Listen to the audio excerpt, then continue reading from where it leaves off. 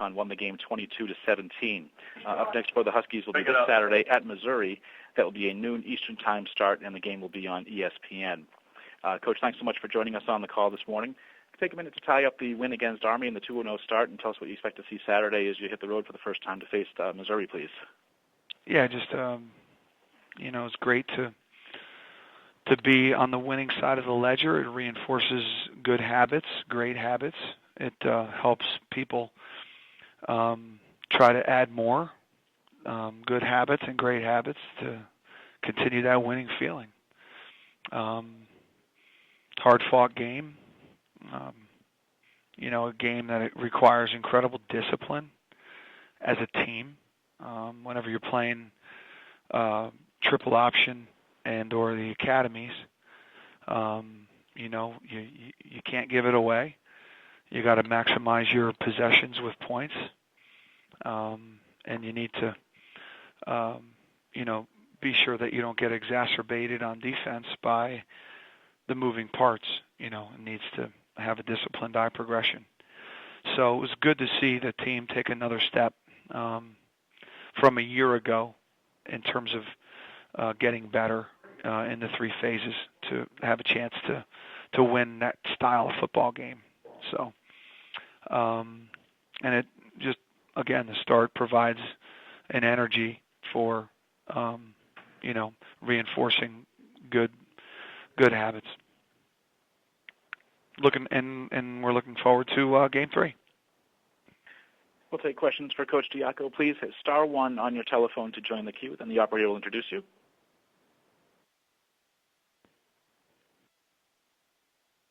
And we'll go first to Dave Matter of the St. Louis Post-Dispatch.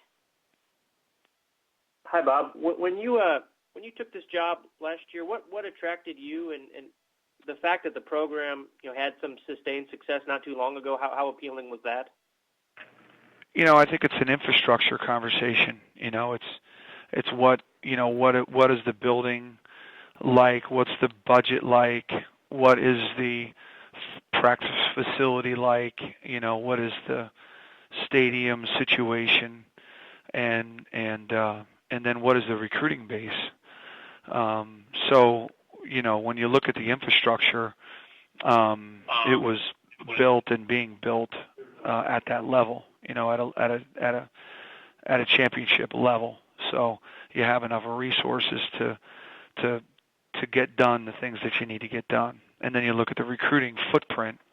You say, can I realistically, collect the type of players to compete at the highest level? And that box checks also.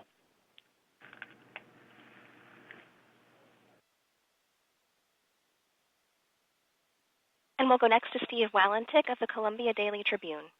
Morning, Bob. Good morning. What are the biggest challenges you still see ahead of you as you continue to build this program? Oh, there's a massive amount. I mean, we're just at the very beginning of this.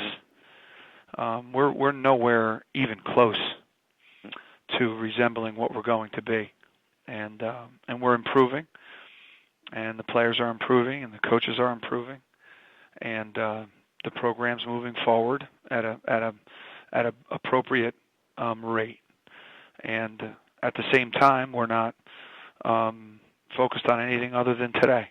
So today, Mental Monday, and we all understand what that needs to look like, and we understand that if everybody's not focused on it collectively, it might not.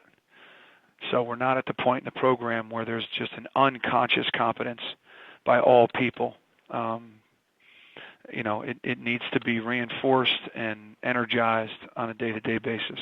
So we're just taking steps each day to be better, and we're getting better. And how encouraged have you been with what you've seen from Bryant so far in his first two starts? Oh, we're pleased with Bryant. I'm pleased with the whole quarterback room. They're holistically approaching the preparation to put the best QB position out there, not necessarily one particular person. So they work together, they study together, they hang out together. They're just doing a great job of echoing the same position DNA, and then unit bleeding into the unit, leading the unit, and then and then obviously the team. So doing a better job protecting the ball, although it was in jeopardy really probably twice on Saturday. One we lost, so we need to clean that up. But they're doing a much better job collectively with that. Thanks. And we'll go next to Shannon Green of the Orlando Sentinel. Morning, Coach. Morning. Good morning. I had actually asked Coach Morris this earlier as well. A lot of times when new coaches come to programs, we hear about changing the culture, creating a new culture. How can you actually tell when players have bought into a culture? I think that the things that you can look at, pretty quickly. Body language speaks to you louder than words. Time spent together when they don't have to spend time together, that speaks louder than words. And I'm not just talking player to player, player to coach, coach to player, coach to coach, player to player. So, the information that comes back in the other areas, from campus life to academic transcript,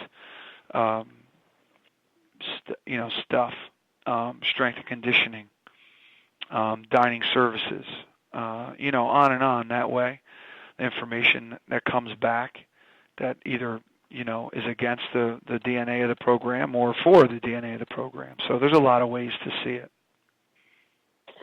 And when you're coaching in the midst of teams that have struggled, what are the most important things for a coach to do to keep the morale high? I think that you got to clearly communicate and make decisions for the players.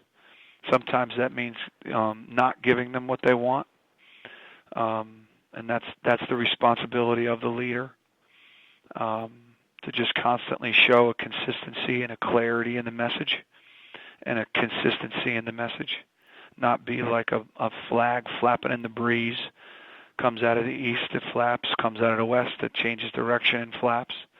So just, kind of be that consistent, clear representative of the model that you want, and keep adding people to it that help exponentially, and then it takes care of itself. Thanks so much. And we'll go next to Steve Walentik of the Columbia Daily Tribune. What concerns you about this Missouri team? Everything. They're an awesome team, and played in multiple championships games in one of the finest conferences in America, and they're very explosive, high octane offense with very talented players and an experienced front. I've watched them, move people around that are very, very talented teams. Minnesota, Oklahoma for the better part of 3 quarters, or Alabama rather, for the better part of 3 quarters. Kentucky. Arkansas, that was really something. Come back and that win, that game, with a lot of the same guys, at least up front. So, and the defense is outstanding. So just really everything. It's a kind of a machine, that way. Coach Pinkel has built that program for a long time now into one of the finest programs in the country. So I'm sure everybody's lockstep in the overall mission of the team. Thanks. Any other questions for Coach Diaco, please? And Coach, we thank you for your time this morning. Look forward to talking to you again next Monday. Coach, thank you. Actually, if you hold on, we do have one more, if you don't mind. Sure, I don't mind. Thanks. And we'll go next to Matt Shumbinsky of This Is Yukon Country. Hey, Coach, how are you? Hey, Matt. Hey, you're heading on the road for the first time this season into a tougher environment. How does preparation change this week, and how do you keep the players, especially the young ones, going on the road focused this week? Oh, it doesn't change at all. It's exciting. And we've got a bunch of players that we've been on the road with before. So we're going to do what we do and travel with class and professionalism. And we're going to, represent our culture and our DNA in all things.